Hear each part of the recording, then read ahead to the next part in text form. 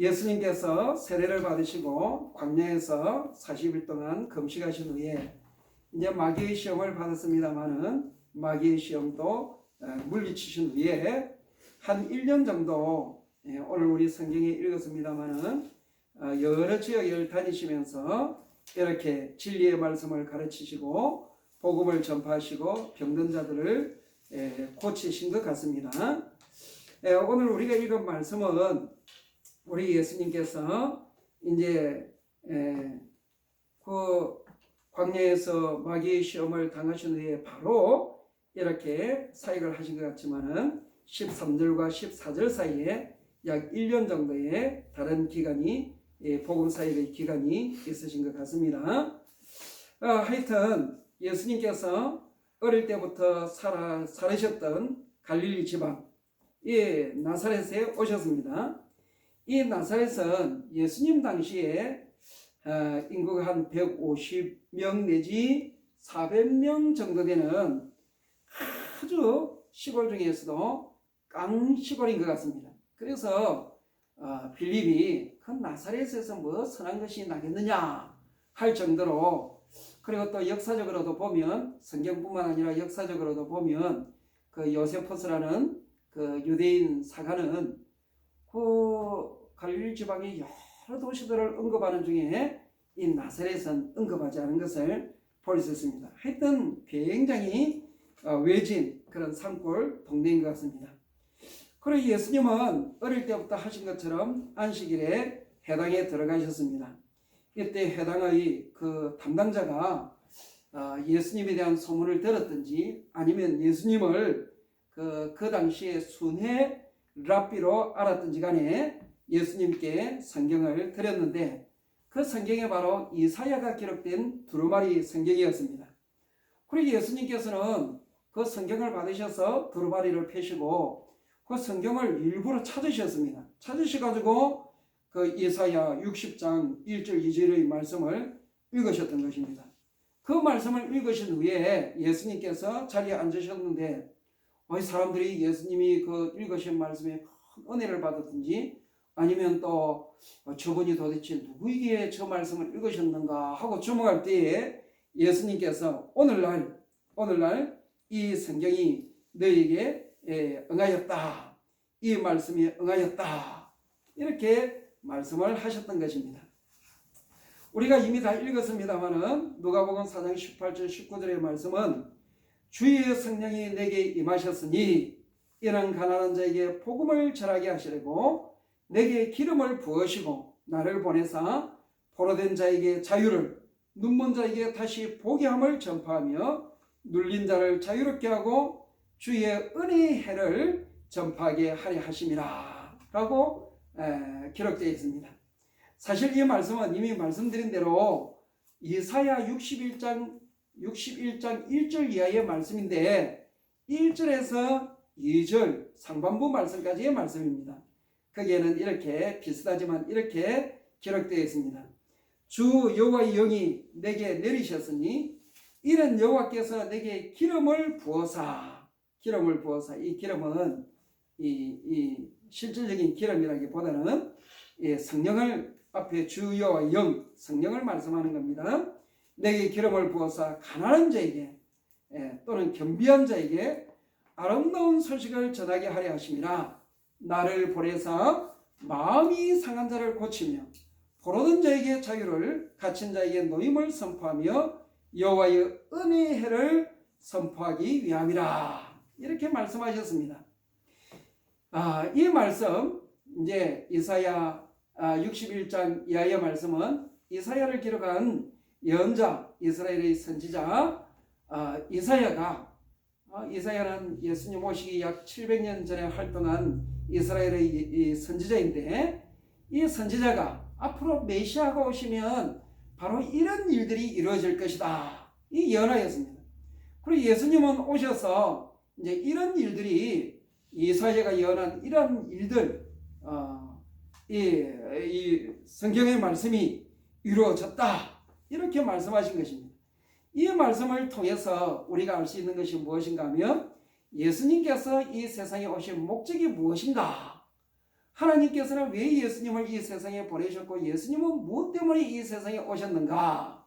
그것을 우리가 알 수 있을 뿐만 아니라 동일하게 오늘날 성령의 충만함을 입어 성령의 은혜를 입어 하나님의 자녀된 성도들이 이 세상을 살아갈 때 어떤 목적을 가지고 살아가야 하는가? 이것을 말씀해 주시는 겁니다. 그리고 누가복음의 선서에 의하면 이것은 예수님께서 설교한 첫 번째 설교랑 마찬가지입니다. 누가복음의 선서에 의하면. 그래서 이 누가복음에 의하면 예수님께서는 예사야 선지자가 예언한 대로 이런 목적을 위하여 오셨고 예수님은 이 일이 나에게 이루어졌다. 나를 통하여 이루어졌다. 이렇게 말씀하시고 오늘 예수 그리스도를 성령의 은혜로 말미암아 믿는 사람들은 예수님께서 살아계셨더라면 지금도 하실 이 일을 위하여서 살아야 될 인생의 목적을 우리가 알 수 있게 되는 겁니다. 그러면 예수님께서 이 세상에 오셔서 하신 일, 오신 이유가 무엇입니까? 무엇보다도 아름다운 소식 혹은 복된 소식을 전하기 위하여 오셨다라는 말씀입니다. 오늘 제가 우리 교회 청년의 이야기를 들을 때에 얼마나 재미있고 은혜로웠는지 모릅니다. 이 청년은 이 유학을 와가지고 군복무 등을 하느라고 한 10년 만에 학교를 졸업하였습니다. 그래서 이 유학을 와서 이 졸업한다는 것이 공부를 잘 마치고 졸업한다는 것이 정말 쉬운 일이 아닌데 정말 인내 가운데 결국은 졸업을 하였습니다. 그래서 졸업을 한 뒤에 직장이 마땅치 않아가지고 한 몇 개월 동안 세차하는 일을 하였습니다. 그래서 세차하는 일이 나쁘지는 않지만은 이 청년의 마음속에 내가 이렇게 힘들어서 하기도 어렵고 그리고 오늘을 책이 수한 2개나 할 수도 있고 그런데 내가 세차를 해야 되겠나 그러면서 이제 작업을 구하기 시작했습니다. 그래서 주변의 지인들 가운데는 그 조그마한 도시에서는 일자리를 제대로 찾을 수 없으니까 큰 도시로 옮겨야 되지 않겠느냐 그렇게 말하는 사람도 있었지만 이 청년은 끝까지 찾아본다. 그러면서 이제 이력서를 냈는데 그 이력서를 내었을 때 전화 인터뷰를 하게 되었고 그 전화 인터뷰를 한 뒤에 또 이제 면접 인터뷰를 하라고 오라고 하였습니다. 그래서 이제 인터뷰를 정성껏 준비해서 친구의 조언도 또는 지인의 조언도 받아가면서 이렇게 이력서를 잘 준비하고 난 뒤에 인터뷰를 한 뒤에 될까 안 될까 이 마음속에 될까 안 될까 이런 소식이 생각이 들었답니다. 그런데 며칠 지난 후에 지금도 일할 마음이 있으면 계약서에 보내주는 계약서에 사인을 해가지고 이렇게 보내고 오라 이럴 때에 그렇게 기쁠 수가 없었답니다. 지인들 중에 특별히 대도시로 옮겨야 되지 않겠느냐 하는 분들에게 보라고 내가 결국 여기서 직장을 얻었다고 정말 내가 구했다고 그렇게 이제 너무 기뻐했다는 이야기를 들었습니다. 여러분 직업을 구해야 하는 사람에게 그 인터뷰한 회사에서 일하러 오라 하는 이런 소식은 정말 기쁜 소식이고 이보다 더 기쁜 소식이 없을 것입니다. 타 민족과의 전쟁에 패배하여 포로로 끌려간 사람에게는 가장 기쁜 소식이 이제 당신은 자유다. 너 가고 싶은 대로 가라. 이럴 때에 그 포로가 얼마나 기뻐하면서 자기 사랑하는 아내, 사랑하는 자녀들 보기 위해서 달려오겠습니까? 또는 병으로 고생하는 사람이 오랜 기간에 걸쳐서 이렇게 치료를 해준 의사를 통하여서 당신은 이제 모든 병이 완치가 되었으니까 이제 마음껏 하고 싶은 일을 하면서 살아라. 이런 말을 들었을 때 얼마나 이것이 기쁜 소식이겠습니까?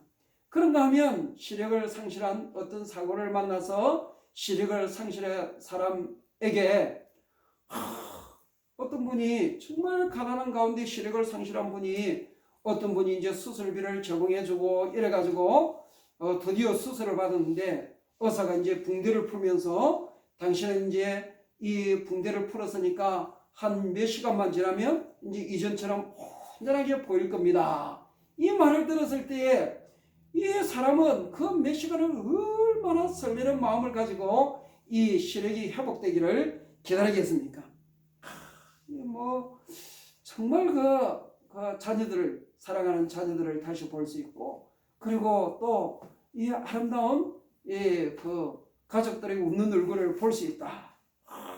뭐 굉장한 기쁜 소식이죠.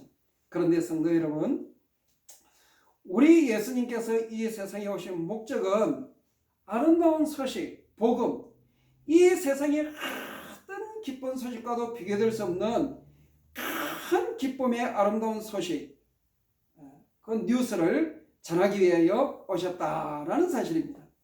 예수님은 우리를 지극히 사랑하셔서 그 우리가 인생을 살아가면서 만나는 온갖 불행과 또 저주의 근원인 이 죄 문제를 해결해 주시기 위해서 십자가에 죽으시기 위하여서 이 세상에 오셨고, 죽으실 뿐만 아니라 무덤에 장사된 지 사흘 만에 다시 부활하셔서 우리의 참된 소망이 되어 주셨다. 우리 죄의 문제를 해결해 주시기 위해서 십자가에 피 흘려 죽으시고 우리 영원한 소망이 되어 주시기 위하여서 부활하실 뿐만 아니라 믿는 자들에게 하나님의 자녀가 되는 권세를 주신다는 이 말씀보다도 더 기쁘고 더 복된 소식은 없는 것입니다. 우리 예수님께서 우리에게 이 아름다운 소식, 나를 믿는 자는 영원히 멸망치 않고 영생을 얻으리라. 이 하나님께서 주신 온갖 기쁨과 만족과 즐거움과 행복과 소망과 은혜 가운데 살 수 있도록 우리 예수님께서, 하나님의 아들이신 예수님께서 하늘의 영광과 그 모든 복락을 버리시고 인간의 몸을 입으시고 이 땅에 오셨다는 이 사실보다 더 기쁜 소식이 없는 것입니다. 예수님은 아름다운 소식을 전하기 위하여서 이 세상에 오셨다. 구체적으로 말씀을 드리면 마음이 상한 자를 고쳐주시기 위하여 오셨다라는 것입니다. 마음이 상한 자를 고쳐주시기 위해서. 여러분, 제가 어린이들을 위해서 하는 기도 중에 하나가 무엇인가 하면, 그 어린이들, 아이들 얼마나 마음이 순수하고 여리고 또 호기심, 또 경이로움 이런 것들을 가지고 있습니까? 그 민들레 그 꽃씨들이 뭡니까? 날려갈 때도 그것도 신기해가 바라보고, 또 새가 날면서 똥을 사는 그것도 재미있어하고 즐거워하고, 그런가 하면 뭐 벌레가 한 마리 이렇게 기어다니는 것도 신기해가지고 이렇게 보지 않습니까? 그런가 하면 옆에 아이들이 울면 우리 어린이들은 자기도 모르게 같이 막 덩달아 울고, 또 아주 소소한 일에도 까락까락 하면서 웃지 않습니까? 그런데 여러분 어떻습니까? 세상을 살아가다 보면 이런저런 막 상처를 받게 됩니다.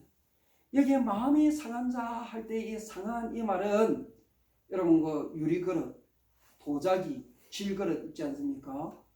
이게 뭐 뚝 떨어지거나 아니면 어떻게 실수로 깨어지면 산산조각이 나지 않습니까? 바로 그와 같이 질그릇이나 유리그릇 또는 도자기 이런 것들이 이 산산조각이 난 것처럼 마음이 산산조각이 난 사람들을 우리 예수님께서 고쳐주시기 위하여 오셨다라는 것입니다. 우리가 이 세상을 살아가면서 나의 죄든지 다른 사람의 죄든지 또는 이 세상의 여러 가지 일들로 말미암아 마음이 무뎌지고 또 호기심, 또 경외감, 또 신기함 이런 것들 다 사라지고 마음은 그야말로 이 돌덩이처럼 단단해지셔서 감정도 없어지고 그냥 그야말로 찢긴 그런 상처난 마음을 가지고 살아가는 사람들에게 우리 주님께서 그 마음을 고치셔서 사매어 주셔서 그야말로 기쁨과 감사, 또 경외감, 또 순수함, 호기심, 또 이웃을 향한 그 아름다운 사랑하는 마음 이런 것들이 생길 수 있도록 우리 하나님께서 인간의 몸을 입고 이 세상에 오셨다라는 것입니다. 마음이 상한 자들, 이 마음이 상한 자들을 고쳐주시기 위하여 오셨다. 두 번째, 예수님께서 포로된 자에게 자유를 주시기 위하여 오셨다라고 말씀하였습니다. 포로된 자, 이 이사야가 이 포로된 자에게 자유를 할 때는 이제 그 당시에 그 이스라엘을 침략해 가지고 포로로 잡아간 이 바벨론 제국에서의 자유를 말하는 것입니다.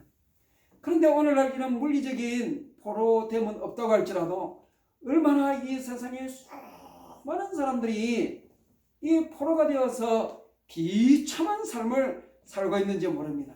예를 들면 약물 중독이라든지 도박 중독 또는 성 중독 또는 게임 중독 또는 쇼핑 중독 또는 드라마 중독 또는 일 중독 또는 뭐 음식 중독, 요즘에는 뭐 컴퓨터 중독, 뭐 얼마나 많은 중독으로 인하여서 이런 것들에 포로된 삶을 사는지 모릅니다.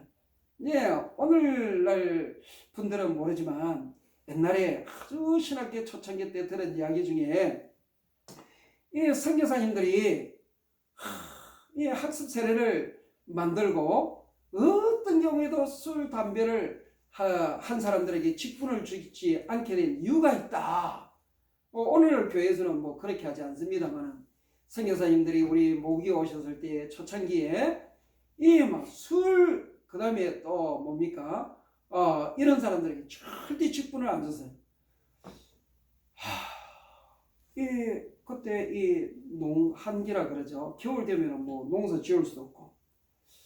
이 성도분들 가운데 늦은 밤에 이렇게 이제 모여서 뭐 술을 마시기도 하고 이 도박을 하기도 하는데, 도박에 한번 빠지면 어떻게 됩니까?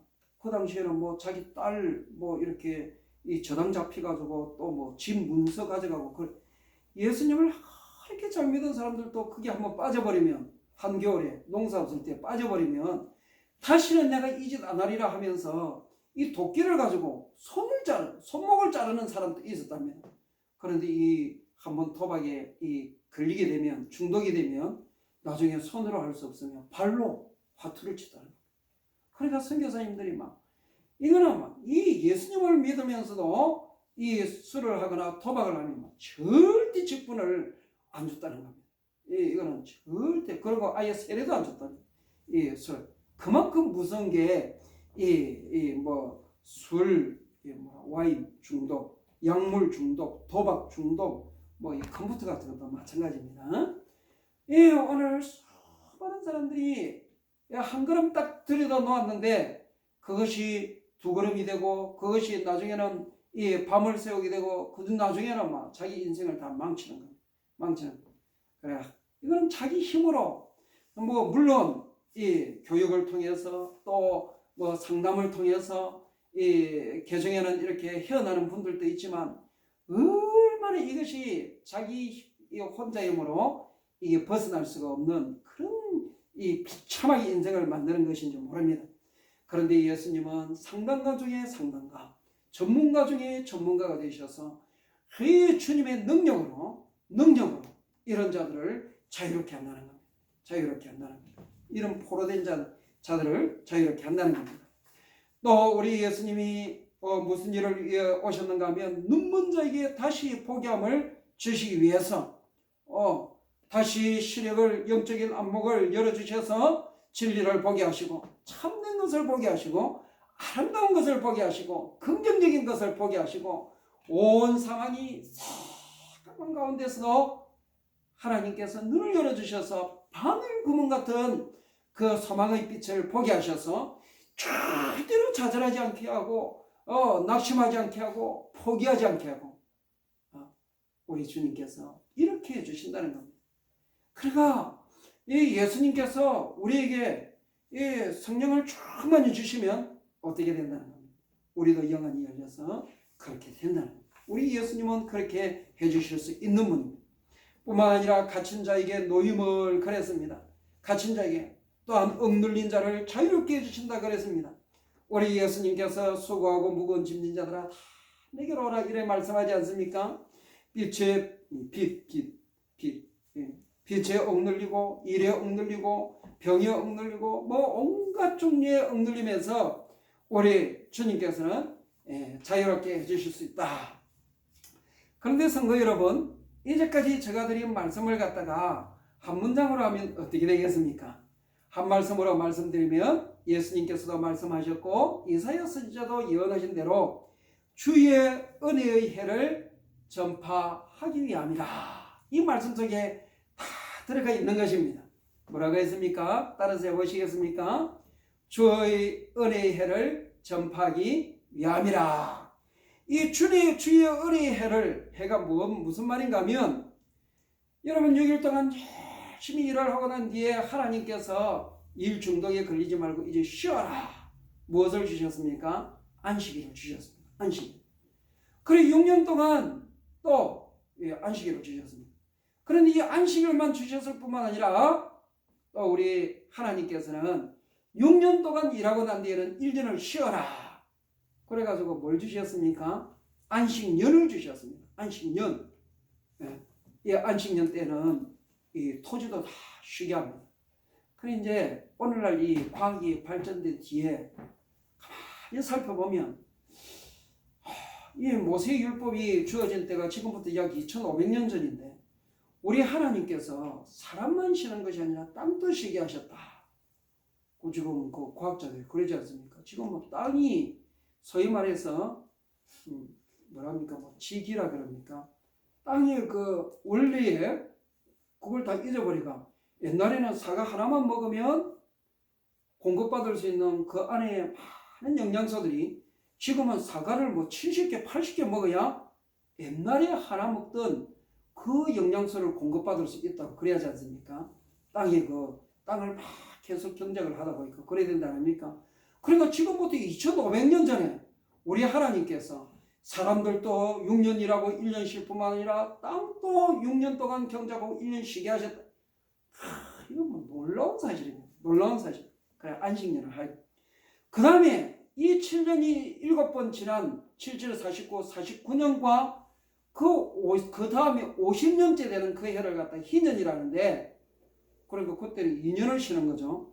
그 희년 때는 하나님께서 뭐라고 말씀하셨는가 하면 종으로 팔려갑니다. 그러니까 종이란 뭐 옛날에 그러지 않습니까? 예를 들면 뭐 이 어쩔 수 없는 형편에 자기 자신을 갖다가 이 노예로 팔지 않습니까? 그래가지고 그것으로 빚을 갚지 않습니까?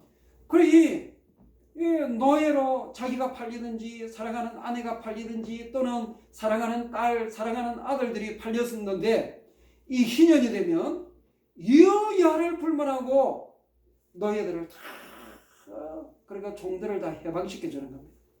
뿐만 아니라 그 빚으로 인하여 빌린 돈으로 인하여서 그러니까 채무한 것으로 인해서 말할 수 없이 억압을 당했는데 50년 희년이 되면 그 모든 빚들을 다 탕감해 주라 그랬습니다. 그런 뿐만 아니라 이 이스라엘이란 나라는 조상들에게 그 지파별로 또는 이 가족별로 땅을 다 물려받지 않습니까? 그런데 어쩔 수 없는 사정에 땅을 팔았어요.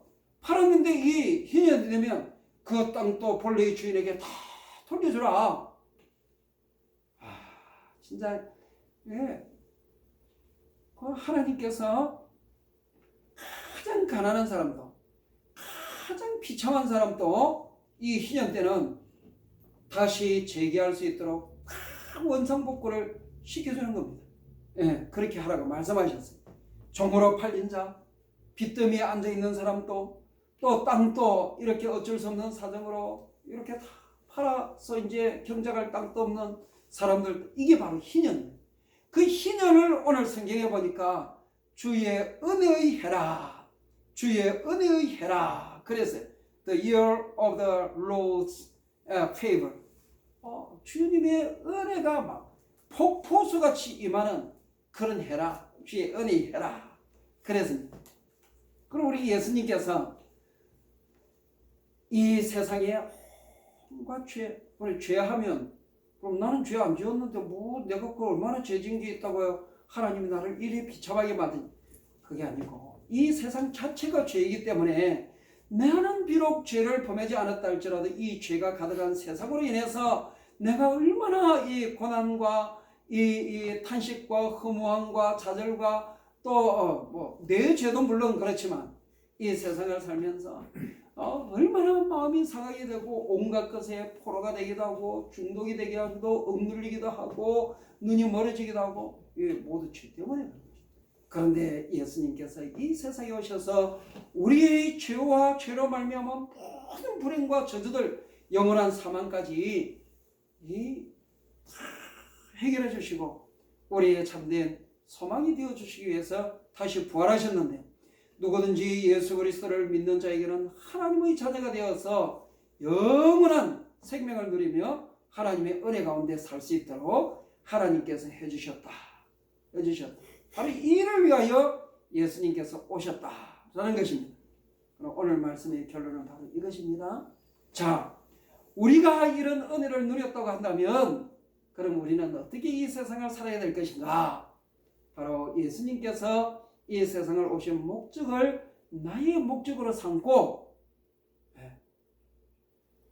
가난한 자들에게 아름다운 소식을 전파하며 포로된 자를 자유케 하고 눈먼 자를 다시 보게 하며 억눌린 자들을 놓아주기 위해서 우리가 살아야 된다라는 것입니다. 여러분 옛날 선교사님들이 오시면 어떻게 했습니까? 우리 모교에서도 또 선교사님들을 파송한 교회나 선교사님들을 후원하는 분들은 어떤 목적을 가지고 후원을 했습니까? 또 오늘 이 교회는 어떤 일을 위해서 이 하나님께서 이 교회를 오늘날 이렇게 보호하시고 은혜 가운데 지키십니까? 바로 이 일을 위해서 그러는 거예요. 그럼 우리가 이 세상을 살아가면서 예수님이 하신 그 일, 저에게 아름다운 소식, 복음의 소식을 전할 뿐만 아니라 마음이 상한 자들, 그 다음에 억눌린 자들, 포로된 자들에게 복음을 전할 뿐만 아니라 어떻게 하든지 그들을 다시 일으켜 세워서 우리 주님께서 구원하시기를 원하는 그 구원받은 인생, 하나님의 자녀로 살아갈 수 있도록 우리가 그런 삶을 목적을 삼고 우리가 살아가야 된다라는 것입니다. 먼저 우리가 기도하면서 또 하나님께서 우리에게 주신 모든 달란트, 재능, 물질 또 모든 것의 궁극적인 목적이 바로 이를 위한 것이라는 것입니다. 자, 말씀을 마치겠습니다. 성도 여러분, 우리 예수님께서는 우리에게 은혜의 해를 선포하기 위해서 폭포수 같은 은혜, 하나님께서 우리에게 이 크신 은혜를 주시기 위하여 예수님을 이 땅에 보내셨고 우리가 이 땅을 살아갈 때 바로 이런 그 주님께서 이 세상에 지금 살아계셨으면 전혀 하실 일이고 우리에게 분부한 일을 위해서 우리가 살아야 된다. 이 목적을 우리 영원한 목적으로 삼고 먹든지 마시든지 자든지 깨든지 거하든지 떠나든지 무슨 일을 하든지 이를 위해서 우리가 살아야 된다. 이것을 꼭 기억하시고 이 아름다운 인생의 목적을 가지고 사시는 가운데 하나님의 은혜를 누리시기를 주님 이름으로 축원합니다. 아멘. 기도하겠습니다. 사랑이 많으신 하나님 아버지, 우리 예수님께서 저 외딴 시골 중에서도 깡시골인 나사렛 해당에서 친히 내가 이 일을 위하여 왔다 라며 선포하신 이 말씀, 하나님 아버지, 이 말씀은 저희들에게 말로 닿을 수 없는 아름다운 소식이었고 말로 닿을 수 없는 큰 기쁨의 소식이었습니다. 하나님, 우리가 하나님의 그 크신 은혜로 금보다 더 귀한 믿음을 가지고 하나님의 은혜 가운데 하나님의 자녀가 되어서 이제 살고 있습니다. 하나님, 이제는 우리가 먹든지 마시든지 자든지 깨든지 살든지 죽든지 거하든지 떠나든지 무슨 일을 하든지 우리 주님께서 명령하신 바대로 우리 주님께서 지금 또 살아계시면 하실 일을 위하여 우리가 살아갈 수 있도록 주여 은혜를 다하여 주옵소서. 하나님 아버지, 이 일을 위하여 우리가 고난당할 때에도 하나님께서만 주실 수 있는 그 은혜와 기쁨이 우리 마음속에 충만하게 하시고 하나님이여 어떤 상황 가운데서 끝까지 이 목적을 놓치지 않고 하나님과 동행하며 살아갈 수 있도록 역사하여 주옵소서. 하나님 감사합니다. 예수님 이름으로 기도 올리옵나이다. 아멘. 우리 찬송가 442장 부르시겠습니다.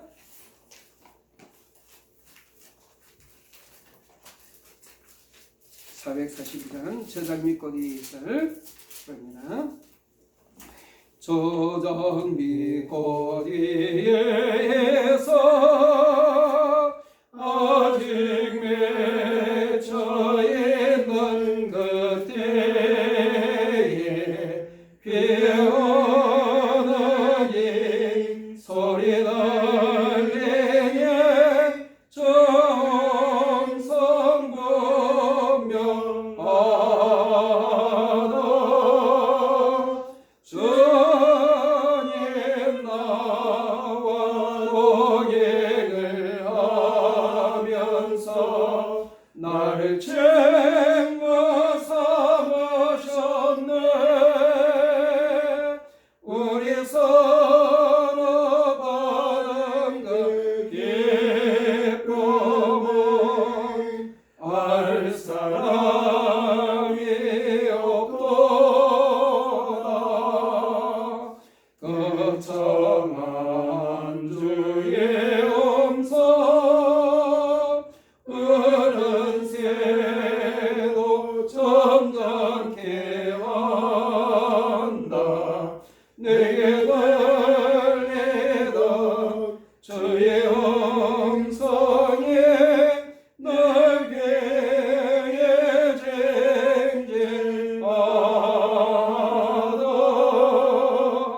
주님 나와 고객을 하면서 나를 챙겨 삼으셨네. 우리 서로 받은 그 기쁨은 알 사람이 없도다. 먼 깊도록 동산 아래 저와 함께 있으려 하나. 괴로운 세상에 할 일 많아서 날 가라며 가신다. 주님 나와 고객을 하면서 나를